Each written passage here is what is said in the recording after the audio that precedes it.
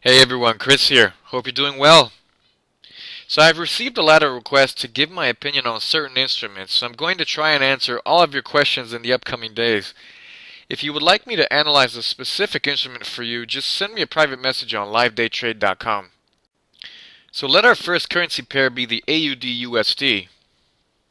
So about a month ago in my video called AUDUSD Buy Setup, I mentioned that a jump up from the trend line at around 0.7530 can be expected, as we can see on the weekly chart here.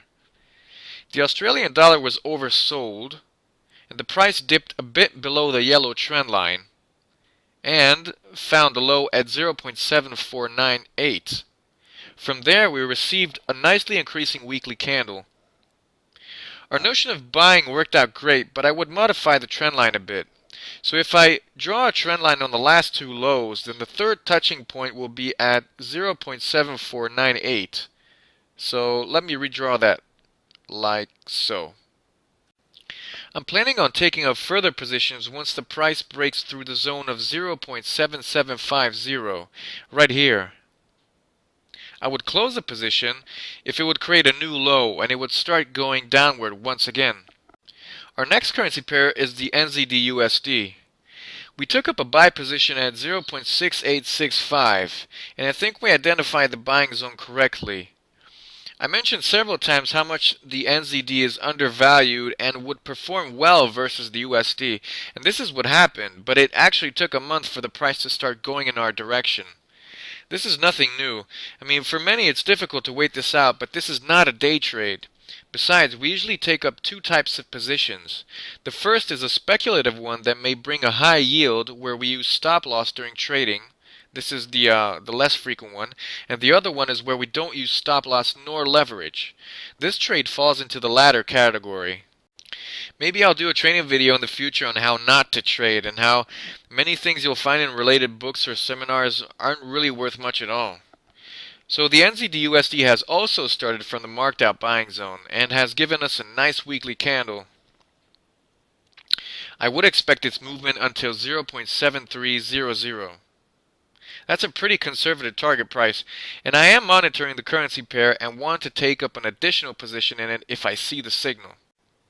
Our next pair is the EURGBP.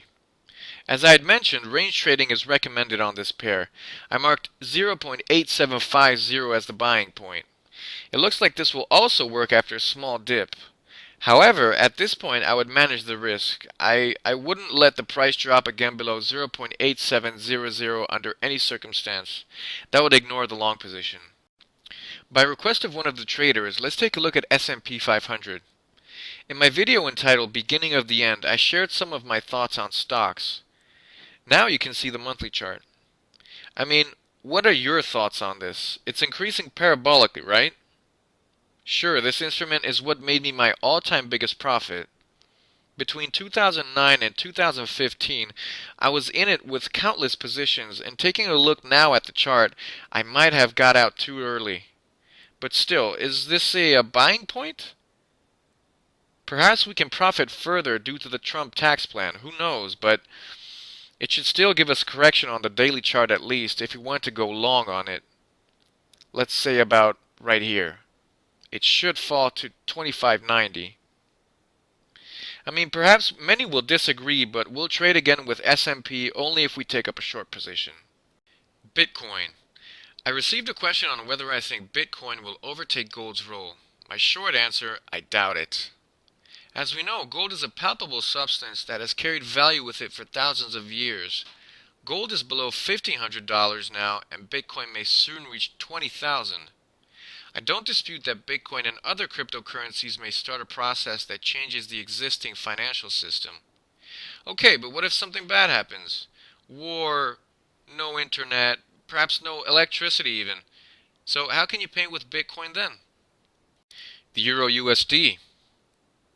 So a basis is being built between 1.16 and 1.21. The rise may continue above 1.21, but I think that this can only be expected between April and July of 2018. There needs to be a trigger. As I've mentioned, interests are starting to creep up everywhere. Even the ECB may change its interest policy soon. And if this happens, EURUSD can target the zone between 1.25 and 1.28 in the first round. I would step into position if it builds a nicely defined basis, and so far this is not the case. And I would take on a long position from around the bottom of the basis. In no way would I rush it, since currently the swap is really not favorable in the long term for keeping the position. So thanks a lot for tuning in, everybody. Hope to see you next time. Until then, take care. Bye-bye.